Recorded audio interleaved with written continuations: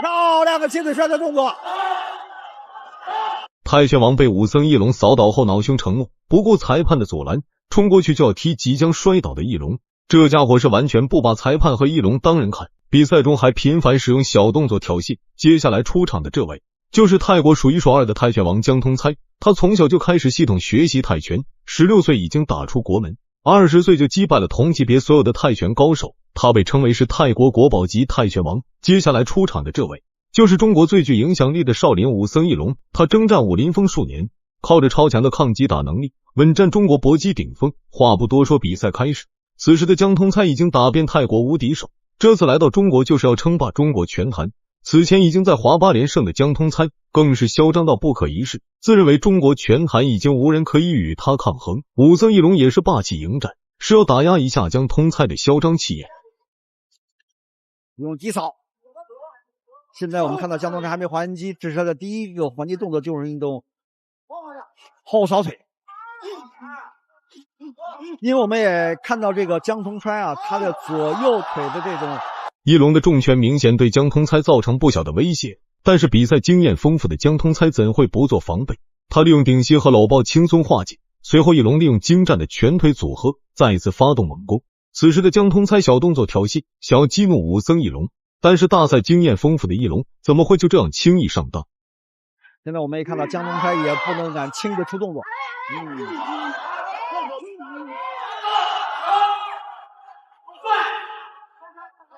知道啊，姜通猜他左右腿都能够进攻，你看着他这个左撇子啊，他这个后扫腿有时候又变成一个前的吸顶的动作，他的变化非常的多，力量不是很大，但是呢变化多端。刚才利用了后扫腿的动作。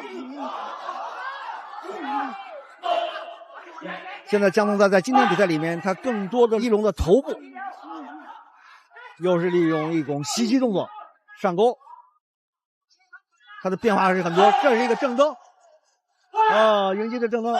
第一回合比赛结束。比赛来到第二回合，武僧义龙率先发动进攻，但是姜通猜的打法却极其诡异，看似要出拳，实则是要出腿，而且姜通猜的那位打法明显更好，但是义龙的抗击打能力也不是盖的。现在你看到姜通猜，他现在有意识的在加强他这个腿法的进攻，他和第一回合有所变化。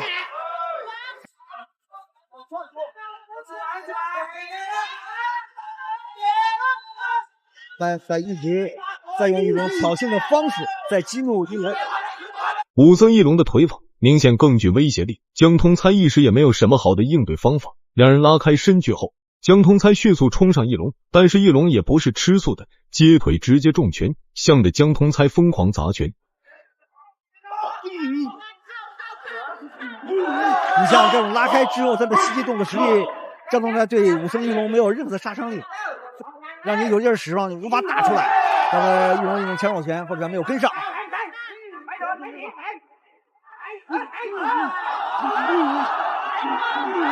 武僧义龙后手拳加上勾，因为义龙的拳法要比这个姜通猜好。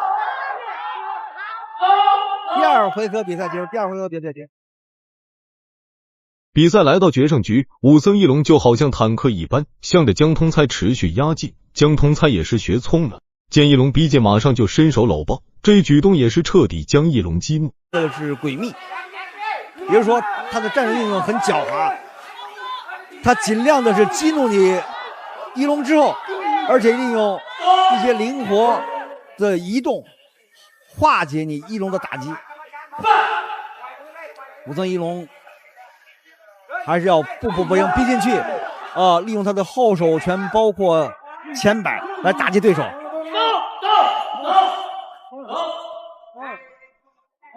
以内围打击出名的姜通猜，面对义龙的进攻也是毫无办法，只要义龙敢冲进内围，姜通猜就敢伸手搂抱，这一直的搂抱也是将义龙彻底激怒。你看姜通猜就是靠这种移动因为在真正的力量和打击上呢，你要拼这个上三路的一个拳法的力量拼打上。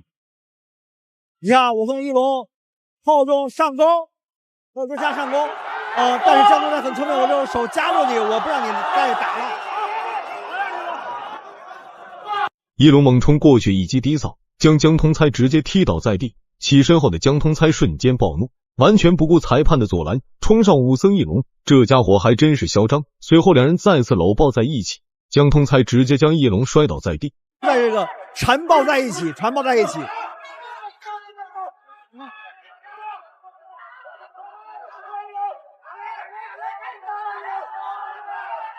冷静，要冷静，这毕竟是一场有意的比赛，要赛出风格，不是在斗最后的10秒，最后的10秒。现在一龙是左右的摆拳，对方就是这种长跑，因为他在力量和打击力量上是不如武僧一龙的江通猜。最终两人打满3回合，武僧一龙凭借点数优势赢得了本场比赛的胜利，成功为中国功夫证明，也让嚣张的泰拳王见识一下什么才是真正的中国功夫，为武僧一龙加油鼓掌。